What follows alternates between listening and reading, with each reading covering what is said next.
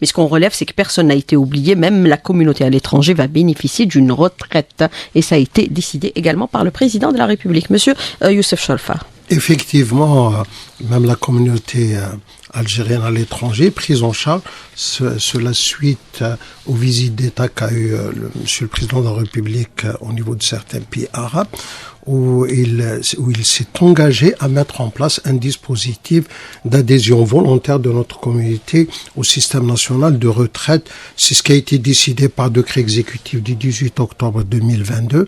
Effectivement, toute notre communauté peut adhérer à distance à partir d'une plateforme par voie électronique, s'inscrire au niveau de la CNR avec une cotisation de 31% sur une déclaration minimum de 3 fois le SMIC, ce qui donne $113 mois, une participation tous les 3 mois avec un dossier des plus simples. Il suffit de fournir sa carte d'immatriculation consulaire qui doit être régulier, un acte de naissance, une copie du passeport et une demande et une adhésion à distance.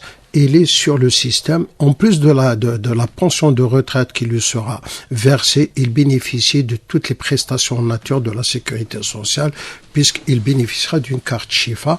Là, et également les ayants droit, c'est-à-dire son épouse, ses enfants, bénéficieront également de toutes les prestations en nature qui est donnée à tout employeur, à tout travailleur qui adhère à la sécurité sociale. Il y a beaucoup d'adhésions par rapport aux pensions de retraite de notre communauté à l'étranger via cette plateforme mise en place, Monsieur Youssef Cholfa. Il y aura des inscriptions. La plateforme sera mise en service à partir du mois de mars et les adhésions commenceront à partir du mois de mars.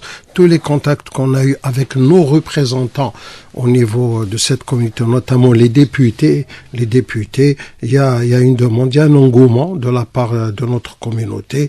Dès mars, on lancera ce dispositif et nous sommes convaincus qu'il sera très attractif pour notre communauté à l'étranger. Mais est-ce que vous avez un ordre de grandeur par rapport à la communauté qui pourrait bien sûr adhérer à la plateforme pour bien sûr cette pension de retraite? Est-ce que vous avez des estimations? Non, on peut pas le déterminer. C'est une adhésion volontaire.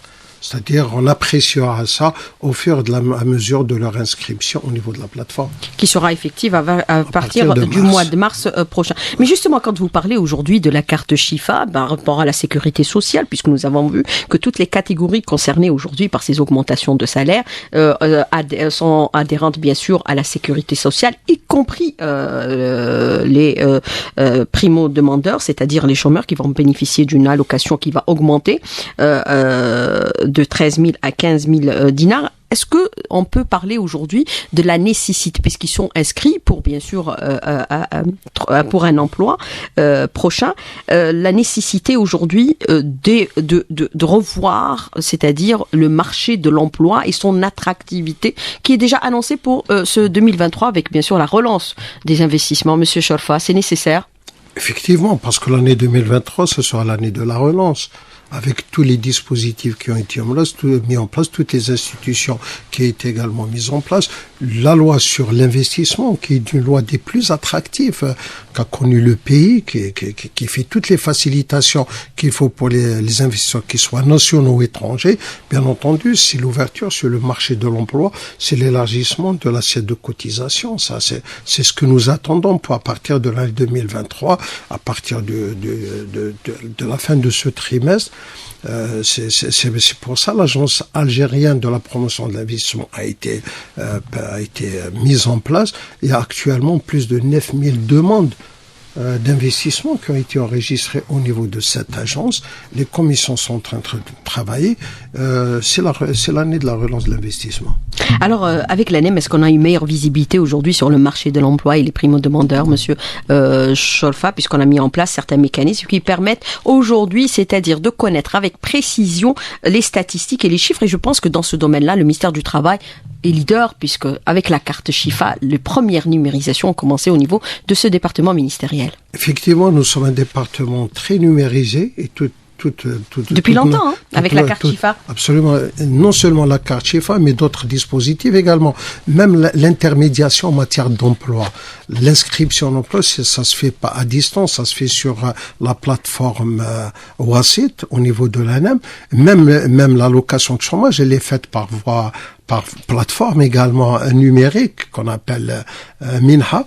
Donc actuellement nous enregistrons toutes les offres d'emploi et les demandes d'emploi. En plus de l'ANEM, nous avons les OPAP, c'est-à-dire c'est des offices privés qui sont dans le placement également en relation avec l'ANEM. Donc les demandes d'emploi, à titre d'exemple, pour l'année 2022, on a enregistré plus de 380 offres d'emploi qui ont été pratiquement en totalité placées.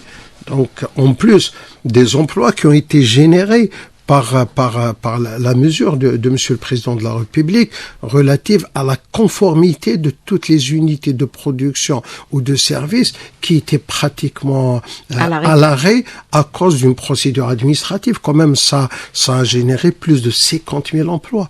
Tout ça, c'est l'élargissement également de l'assiette de cotisation sociale et bien entendu une participation dans les recettes de la Caisse nationale de retraite.